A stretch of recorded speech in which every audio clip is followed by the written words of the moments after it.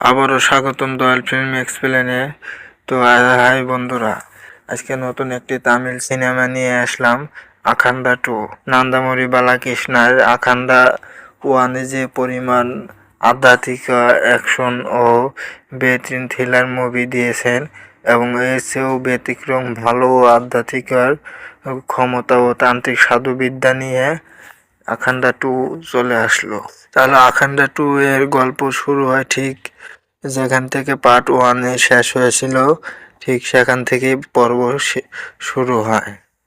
তবে এবার লড়াই শুধু মানুষের সঙ্গে নয়, এই যুদ্ধ এবার ধর্মীয় ভণ্ডামি, পাপ আর রাক্ষসী শক্তির বিরুদ্ধে। হিমালয়ে বরফে ঢাকা পাহাড়ে এক ভোরের দৃশ্য। ধোঁয়ায় আচ্ছন্ন একটি গুহায় ভেতরে ধ্যানমগ্ন হয়ে বসে আছেন কয়েকজন সাধু সন্ত। হঠাৎ করেই কি হয়, পৃথিবী কেঁপে ওঠে, আকাশে মেঘ গর্জন করতে থাকে। তখন এক অনন্ত বৃদ্ধ সাধু চোখ খুলে বলেন, কলিযুগ তার চরমে পৌঁছে গেছে, এখন শুধু অখণ্ডই এই ভারসাম্য রক্ষা করতে পারে। ঠিক সেই মুহূর্তে একটি শিবলিঙ্গ থেকে রক্তের মতো তরল টপ টপ করে পড়তে শুরু করে। এটা কোনো সাধারণ সংকেত নয়, এটা এক মহাবিনাশের পূর্বাভাস। এরপর গল্প চলে আসে অন্ধ্রপ্রদেশের এক শান্ত গ্রামে। এখানে আমাদের পরিচয় হয় বলরামের সঙ্গে। সে একজন সাদাসিধে কিন্তু রাগী মানুষ। ছোটখাটো বিষয়ে তার রাগ খুব দ্রুত বেড়ে যায়। সমাজে যেখানে অন্যায়, অত্যাচার কিংবা ভুল কিছু ঘটে, বলরাম তার বিরুদ্ধে প্রতিবাদ করে, আওয়াজ তোলে। এখানে আসে আখান্ডা, অর্থাৎ বালাকৃষ্ণের দ্বিতীয় রূপ, এক রহস্যময় অন্ধকারে বসবাসকারী শিবভক্ত। সে সভ্যতার নিয়ম মানে না। তার কাছে না আইন গুরুত্বপূর্ণ, না ক্ষমতা, এমনকি শুধু ধর্ম নয়, তার বিশ্বাস সবচেয়ে বড় ধর্ম হলো নিজের কর্ম। প্রথম পর্বেই তাদের সম্পর্ক দেখানো হয়েছে, কিন্তু এই পর্বে সেই সম্পর্ক আরো গভীর হয়। এবার ভিলেনের এন্ট্রি, মহাকাল দেব। বাইরে সে একজন ধর্মগুরু, কিন্তু ভিতরে একজন ভয়ঙ্কর রাক্ষস।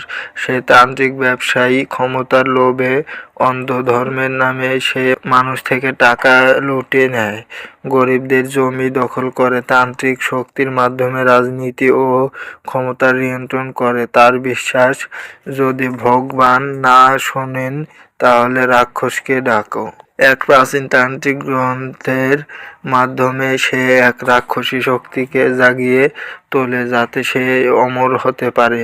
যখন বলরাম জানতে পারে তার গ্রামে জমি, মন্দির ও আশ্রয় দখলের ষড়যন্ত্র চলছে, তখন সে একাই পুরো সিস্টেমের বিরুদ্ধে দাঁড়ায়। রাজনীতিবিদ, পুলিশ, গুন্ডা, সবাইকে সে একের পর এক পরাস্ত করে। এতে সে ক্ষমতাবানদের চোখে কাঁটা হয়ে ওঠে। মহাকাল দেব আদেশ দেয়, ওকে হয় আমাদের সঙ্গে আনো, না হয় মুছে ফেলো। এখান থেকেই শুরু হয় ধ্বংস। এক ভয়ঙ্কর তান্ত্রিক মহাযজ্ঞ অনুষ্ঠিত হয়। কালো বলি, অন্ধকার রাত, মন্ত্রোচ্চারণ, বাতাস বদলে যায়, মানুষের আচরণ পাল্টে যায়। দাঙ্গা, হত্যা, ধর্মের নামে হিংসা ছড়িয়ে পড়ে সারা দেশে। সবকিছু যখন নিয়ন্ত্রণের বাইরে চলে যায়, তখন হিমালয় থেকে এক নাম গর্জে ওঠে, আখান্ডা। নগ্ন পায়ে, হাতে বিশাল ত্রিশূল, চোখে আগুনের মতো দৃষ্টি নিয়ে সে হাজির হয়। তার প্রথম সংলাপ, আমি বিচার দিতে আসিনি, আমি ধ্বংস হয়ে এসেছি। একটার পর একটা ভণ্ড বাবা তান্ত্রিক মাফিয়া ধ্বংস হতে থাকে। দুর্দান্ত বিজিএম আর স্লো মোশন ফাইট দৃশ্য সিনেমাটিকে আরও শক্তিশালী করে তোলে।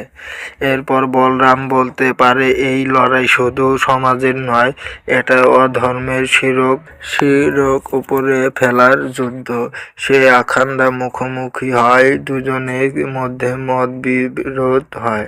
বলরাম বলে, তুমি শুধু ধ্বংস করো। আখান্ডা জবাব, কখনো কখনো ধ্বংস করাই দরকার, যাতে পবিত্র কিছু বেঁচে থাকে। শেষে মহাকাল দেব তার সর্বশক্তি ব্যবহার করে এক ভয়ঙ্কর রাক্ষসী সত্তাকে জাগিয়ে তোলে, অর্ধেক মানুষ অর্ধেক দানব।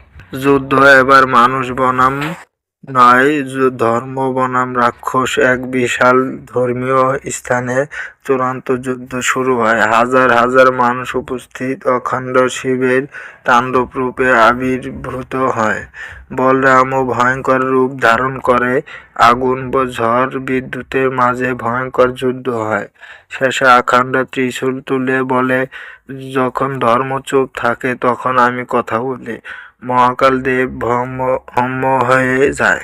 সব শান্ত হয়, অখণ্ড নিঃশব্দে চলে যায়। এক সাধুর কণ্ঠ শোনা যায়, আখান্ডা কোনো মানুষ নয়, সে এই যুগের প্রয়োজন। শেষ দৃশ্যে অন্য দেশে এক নতুন রাক্ষসী শক্তির জাগরণ দেখা যায়।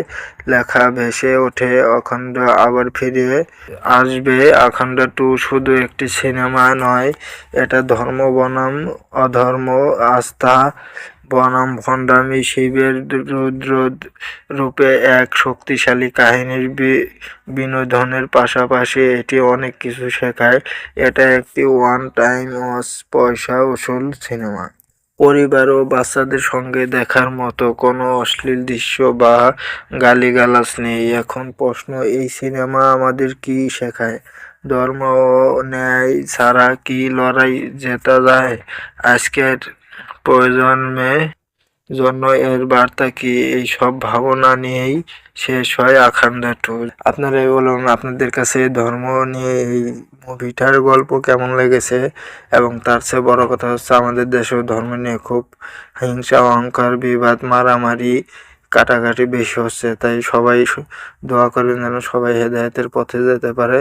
দয়াল ফিল্ম এক্সপ্লেনেরটি সাবস্ক্রাইব না করে থাকলে প্লিজ সাবস্ক্রাইব করে পাশে থাকুন। এবং আমি নতুন এক্সপ্লেন করি, তো আমার এক্সপ্লেনে ভুলভ্রান্তি হয়ে থাকলে ক্ষমা দৃষ্টিতে দেখবেন।